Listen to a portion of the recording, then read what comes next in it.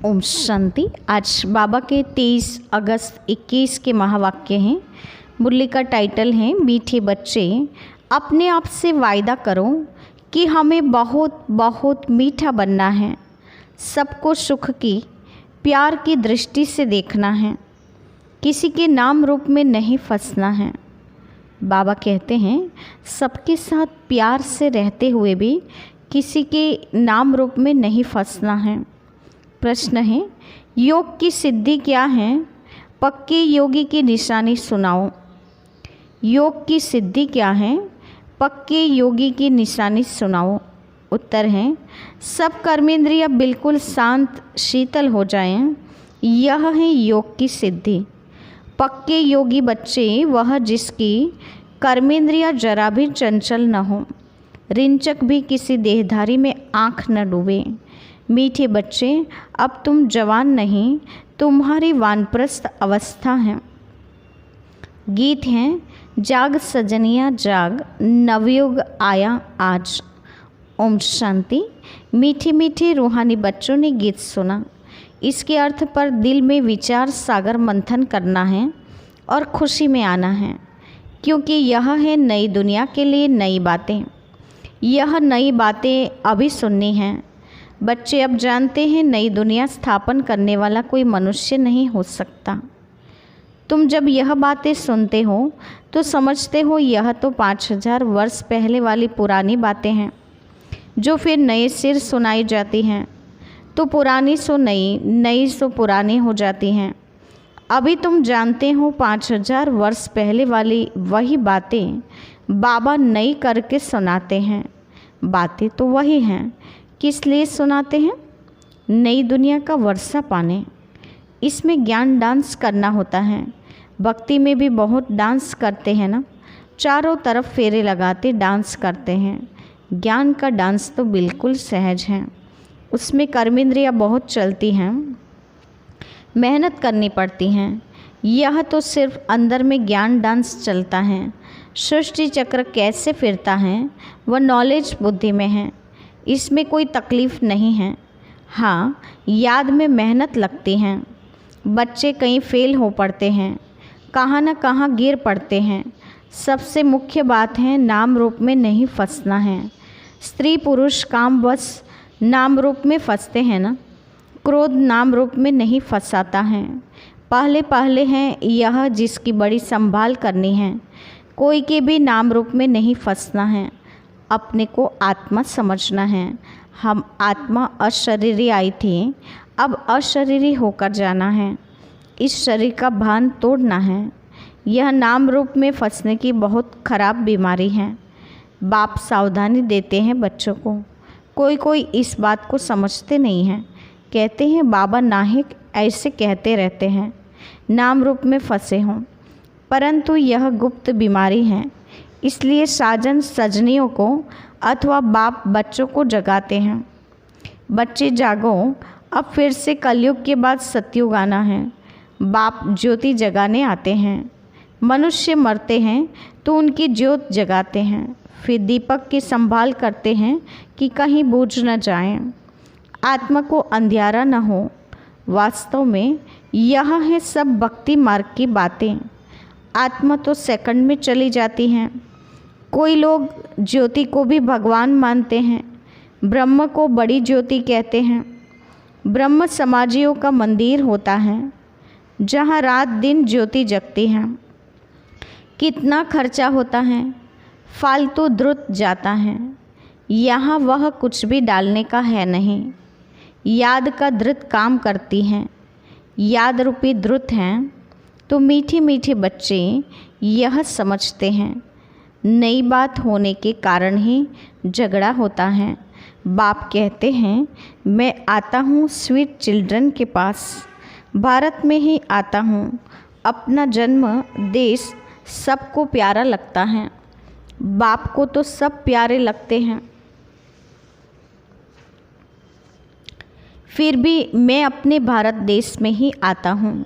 गीता में अगर कृष्ण का नाम नहीं होता तो सब मनुष्य मात्र शिव बाबा को मानते। शिव के मंदिर में कितने जाते हैं, बड़े ते बड़ा मंदिर सोमनाथ का था, अभी तो कितने ढेर के ढेर मंदिर बने हैं।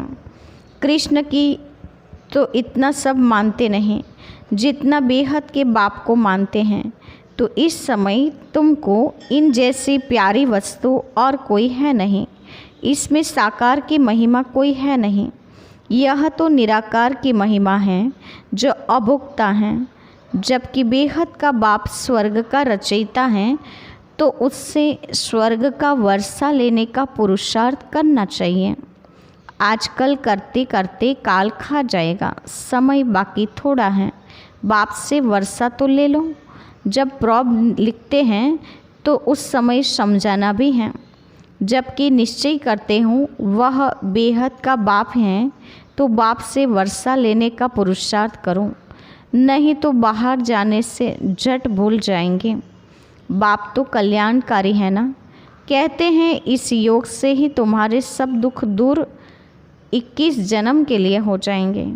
बच्चियाँ घर में भी समझाती रहें कि अब सब दुख दूर करने वाले बेहद के बाप को याद करने से ही तमोप्रधान से सतोप्रधान बन जाएंगे।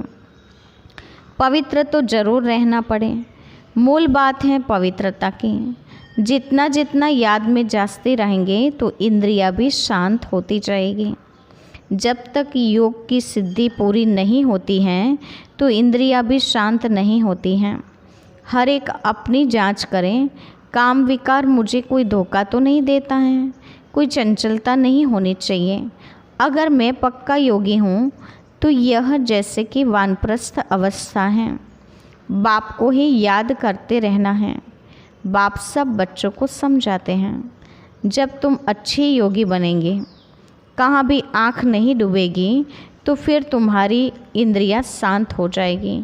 इंद्रियों में यह जो सबको धोखा देती हैं, योग में अच्छी रीति अवस्था जम जाएगी तो फिर महसूस होगा हम जैसे जवानी में हैं, वानप्रस्थ अवस्था में आ गए हैं। बाप कहते हैं काम महाशत्रु हैं, तो अपनी जांच करते रहो। जितना याद में रहेंगे उतना कर्मेंद्रियां शांत होती जाएगी और बहुत मीठा स्वभाव बन जाएगा। फील होता है पहले कितना कड़वा था, अब कितना मीठा बन गया हूँ। बाबा प्रेम का सागर है ना, तो बच्चों को भी बनना है। तो बाबा कहते हैं सबके साथ प्यार से दृष्टि रहे। अगर किसको दुख देंगे तो दुखी होकर मरेंगे, इसलिए बहुत बहुत मीठा बनना है। बाप कहते हैं मैं रूप बसंत होना। बाबा से कितने अमूल्य ज्ञान रत्न मिलते हैं जिससे तुम झोली भरते हो। वो लोग फिर शंकर के आगे जाकर कहते हैं भर दे झोली। उनको यह पता नहीं है कि शंकर झोली भरने वाला नहीं है। अभी तुम समझते हो ज्ञान सागर बाबा हम बच्चों की ज्ञान रत्नों से झोली भरते हैं। तुम भी रूप बसंत हो, हर एक की आत्मा रूप बसंत हैं। अपने को देखते रहो हम कितना ज्ञान रत्न धारण कर और ज्ञान डांस करते हैं अथवा रत्नों का दान करते हैं। सबसे अच्छा रतन है मन मना भव। बाप को याद करने से बाप का वर्षा पाते हों। जैसे बाबा में ज्ञान भरा हुआ है, वैसे बाप बैठ बच्चों को आप समान बनाते हैं। गुरु लोग भी आप समान बनाते हैं। यह है बेहद का बाप जिसका रूप बिंदी है। तुम्हारा भी रूप बिंदी है। तुमको आप समान ज्ञान का सागर बनाते हैं। जितनी धारणा करेंगे और कराएंगे वह समझेंगे हमारा उच्च पद है। बहुतों को कल्याणकारी बनेंगे तो बहुतों की आशीर्वाद मिलेगी। बाप भी रोज़ सर्विस करते हैं ना। यह गुलजार बच्ची हैं, कितना मीठा समझाती हैं, सबको पसंद आता है। दिल होती हैं ऐसी ब्राह्मणी हमको मिले। अब एक ब्राह्मणी सब जगह तो नहीं जा सकती हैं, फिर भी बाबा कहते हैं जो समझते हैं मैं अच्छा समझाती हूँ तो उनको ऑलराउंडर सेवा करनी चाहिए। आप ही शौक़ होना चाहिए मैं सेंटर्स पर चक्कर लगाऊं। जो समझते हैं मैं बहुतों का कल्याण कर सकती हूँ, मेरी अच्छी खुशबू निकलती हैं, तो शौक होना चाहिए। 10-15 दिन जाकर सेंटर से चक्र लगा आऊँ। एक को देखकर फिर और भी सीखेंगे। जो करेगा सो पाएगा। ये सर्विस बहुत कल्याणकारी है। तुम मनुष्य को जीवदान देते हो। यह बड़ा उत्तम ते उत्तम काम है। धंधे वाले भी युक्ति से टाइम निकाल सर्विस पर जा सकते हैं। सर्विसेबल को तो बाप प्यार भी करेंगे, परवरिश भी करेंगे। जिनको सर्विस का शौक़ होगा वह सर्विस बिगड़ रह नहीं सकेंगे। बाप मदद भी करते हैं ना। बच्चों को बहुत रहमदिल बनना है। बेचारों की बहुत दुखी जीवन है। तुम जीवदान देते हो। किसको अविनाशी ज्ञान रत्नों का दान करना, इन जैसा सर्वोत्तम ज्ञान दान कोई है नहीं। बहुत रहमदिल बनना है। ब्राह्मणी कमज़ोर होने के कारण सर्विस ढीली हो पड़ती है, इसीलिए अच्छी टीचर की मांगनी करते हैं। जब भी विचार आए तो चले जाना चाहिए। बाबा कौन सा सेंटर ठंडा है, हम जाकर चक्र लगा के आए। प्रदर्शनी के चित्र भी हैं। चित्र पर जास्ती अच्छी रीति समझेंगे। ख्याल चलाना चाहिए हम सर्विस कैसे बढ़ाएं। गाया जाता है परंतु अर्थ नहीं समझते हैं। पतित मनुष्यों की अथवा पृथ्वी आदि की कभी वंदना नहीं की जाती। यह तो 5 तत्व हैं, उनकी क्या वंदना करेंगे। 5 तत्वों से बना हुआ शरीर है तो शरीर की पूजा करना हो गई भूत की पूजा। शिव बाबा को तो शरीर है नहीं, उनकी पूजा है सबसे उत्तम, बाकी है मध्यम। आजकल तो मनुष्य को भी पूजते रहते हैं, वह है पतित। महान आत्माएं तो देवताएं होते हैं, सन्यासियों से वह जास्ती पवित्र हैं। अभी तुम बच्चे जानते हो हम देवता बन रहे हैं। बाप हमको अविनाशी ज्ञान रत्न दान करना सिखलाते हैं। इन जैसा ऊंच दान और कोई होता नहीं। एक बाप को ही याद करना है। शिव और लक्ष्मी नारायण के चित्र तो हैं, हर एक अपने घर में लगा दें तो याद रहेगा। शिव बाबा हमको यह लक्ष्मी नारायण बनाते हैं। इस समय तुम बन रहे हो। स्वर्ग का रचयिता है ही शिव बाबा। सतयुग में तो नहीं वर्षा देंगे। इस अंतिम जन्म में शिव बाबा कहते हैं मुझे याद करो तो तुम यह बनेंगे, और सब बातें छोड़कर बस सर्विस और सर्विस। बाप को याद करते हो, यह भी बड़ी सर्विस करते हो, तत्व आदि सब पावन बन जाते हैं।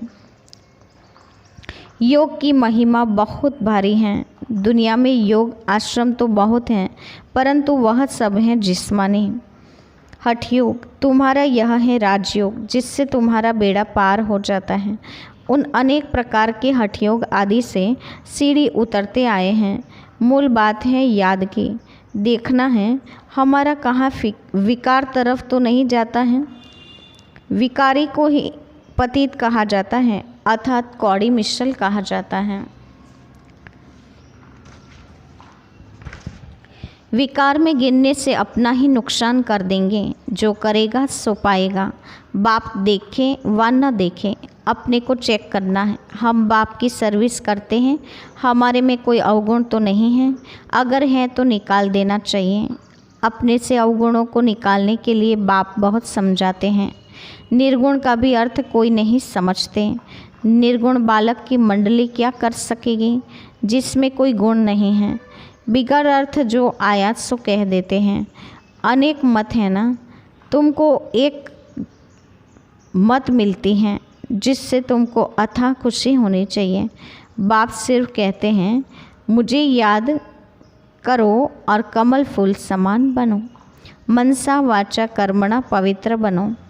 तुम बच्चे जानते हो हम ब्राह्मण श्रीमत पर अपने ही तन मन धन से अपनी और सारे विश्व की सेवा कर रहे हैं। बाप आएंगे तो भारत में ना, तुम पांडव भारत को स्वर्ग बनाने की सेवा कर रहे हो। तुम अपना काम करते हो, आखिर विजय तो पांडवों की ही होनी है, इसमें लड़ाई की बात नहीं है।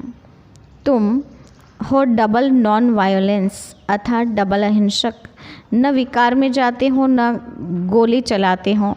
वायोलेंस से कोई भी विश्व पर बादशाही पा नहीं सकते हैं। बाबा ने समझाया है वह दोनों क्रिश्चियन लोग अगर आपस में मिल जाएं तो विश्व पर राज्य कर सकेंगे, परंतु ड्रामा में ऐसा है नहीं। कृष्ण ने ही कृष्णपुरी को हप किया है। असूल तो भारत कृष्ण की ही पूरी था ना। लड़कर बादशाही ली, बहुत धन ले लिया, अब फिर धन वापिस होता जाता है, फिर तुम विश्व के मालिक बन जाते हो। बाबा कितनी युक्तियाँ बताते हैं। उन्होंने ही तुम्हारा राज्य छीना है, फिर वह आपस में लड़ते हैं, फिर विश्व की बादशाही या मालिक तुम बन जाते हो। कितनी बड़ी बादशाही है। मेहनत सिर्फ इसमें है, याद करते रहो, अपना वर्षा लो, इसमें तंग नहीं होना चाहिए।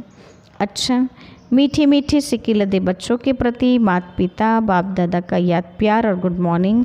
रूहानी बाप की रूहानी बच्चों को नमस्ते। हम रूहानी बच्चों की रूहानी माता पिता बाप दादा को याद प्यार, गुड मॉर्निंग और नमस्ते। धारणा के लिए मुख्य सार। पहले पॉइंट, दूसरी सब बातों को छोड़कर ज्ञान दान करना है। रूप बसंत बनना है। अपने अवगुणों को निकालने का पुरुषार्थ करना है, दूसरों को नहीं देखना है। दूसरा, अपना स्वभाव बहुत मीठा बनाना है। सबके प्रति प्यार की दृष्टि रखनी है, किसी को भी दुख नहीं देना है। कर्मेंद्रियां जीत बनना है। आज का वरदान है, अमृत वेले की मदद व श्रीमत की पालना द्वारा स्मृति को समर्थवान बनाने वाले स्मृति स्वरूप भव। अमृत वेले की मदद व श्रीमत की पालना द्वारा स्मृति को समर्थवान बनाने वाले स्मृति स्वरूप भव। आज का विस्तार है, अपनी स्मृति को समर्थवान बनाना है व स्वतः स्मृति स्वरूप बनना है तो अमृत वेले के समय की वैल्यू को जानो। जैसे श्रीमत है उसी प्रमाण समय को पहचान कर समय प्रमाण चलो तो सहज सर्व प्राप्ति कर सकेंगे और मेहनत से छूट जाएंगे। अमृत वेले के महत्व को समझकर चलने से हर कर्म महत्व प्रमाण होंगे। उस समय विशेष साइलेंस रहती है, इसलिए सहज स्मृति को समर्थवान बना सकते हूँ। स्लोगन है, याद और निस्वार्थ सेवा द्वारा मायाजीत बनने वाले ही सदा विजयी हैं। याद और निस्वार्थ सेवा द्वारा मायाजीत बनने वाले ही सदा विजयी हैं। अच्छा, ओम शांति।